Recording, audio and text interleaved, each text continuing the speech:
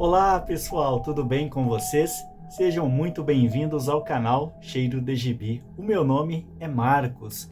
Hoje falarei com vocês sobre um assunto tenebroso, horripilante, que dá medo. Falarei sobre Drácula, obra escrita em 1897 por Bram Stoker, ou conhecido popularmente como Bram Stoker. Bram Stoker escreve Drácula numa atmosfera de mudança na era vitoriana, final da era vitoriana, final do século XIX, em que estavam ocorrendo muitas transformações na sociedade. Já existiam o telégrafo, o fonógrafo, já existia a câmera fotográfica Kodak.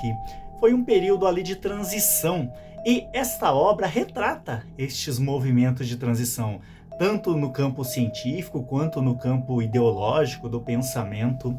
A obra Drácula é muito representativa, porque, afinal de contas, ela desenvolve um modelo de vampiro que depois será adotado durante toda a etapa de histórias e de transformações acerca desse gênero, não é? A obra Drácula pertence a um gênero de romance gótico que trabalha a questão do vampirismo, mas a questão do vampirismo não era algo inédito, né? Outras obras já haviam trabalhado tal questão, né? A saber, ali, obras do começo do próprio século XIX já vinham enfocando tais questões. Obras que datam do século XVIII, 1748, já havia saído ali um poema de Vampire, né? Der Vampire, não é? Então, assim, Lord Byron, um escritor famoso ali do século XIX, já havia trabalhado tais questões. O próprio Arthur Conan Doyle, o autor do Sherlock Holmes, amigo do Bram Stoker, Bram Stoker, inclusive, foi ao seu casamento, já havia trabalhado questões relacionadas ao vampirismo. Mas então, o que teria de tão inovador no Drácula para que o Drácula depois fosse uma tendência, né? Fosse o padrão, o modelo ali, a referência de construção de vampiro que se seguiu na literatura, que se seguiu no cinema, nas histórias em quadrinhos, em todas as obras ali ficcionais que abordavam tal tema.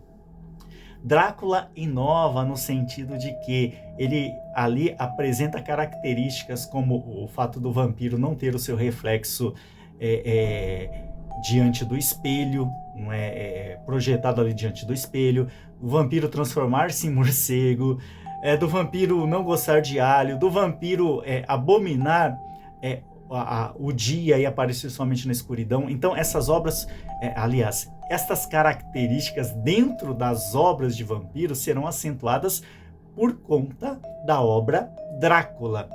E Drácula ainda possui muitas relevâncias, muitas curiosidades. A saber, é uma obra escrita em forma epistolar. O que seria isso? É uma obra escrita através de cartas. Isso mesmo, os capítulos da obra são cartas, mas não somente cartas. Existem aqui cartas, recortes de jornais, anotações de diário, então diários de personagens que aqui aparecem na obra.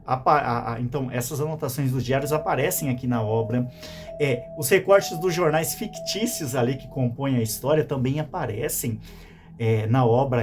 Então assim, recortes de jornais, cartas, anotações de diários, de páginas, né, de diários de personagens, aparecem aqui na obra como capítulos, ok? Então isso vai dar um ar maior de realismo à obra Drácula. Então o leitor ali do século XIX, começo do século XX, pegava essa obra aqui e ficava assim, arrepiado em ler, porque tudo na obra levava a crer que era algo real, não é? Então, a atmosfera realista da obra é acentuada pela forma com que ela é construída, pela forma com que ela é narrada. De repente você vê um recorte de jornal, você vê uma carta, você vê uma anotação de diário, então isso vai convencer muito mais o leitor. Então, o realismo da obra contribuiu muito para que a obra fosse muito apreciada, muito respeitada, muito lida, ok? Então essa é uma das características. A outra característica é a ficção que, de certa forma, ela coaduna, ela interage com a realidade. Por quê? Porque o personagem Drácula foi inspirado em um conde da Valáquia, região ali da Romênia, chamado Vlad III.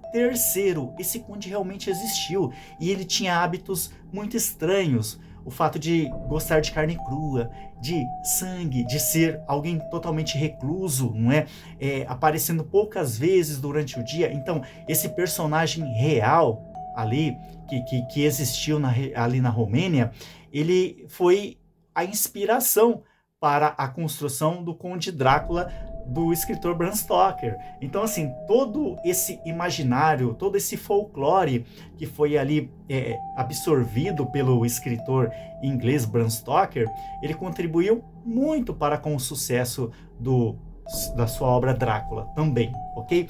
Drácula é uma história, não é, que fala sobre um jovem advogado, Jonathan Harker, que vai à Transilvânia cuidar de documentos, da mudança do Conde Drácula, que vivia ali em seu castelo recluso, para Londres.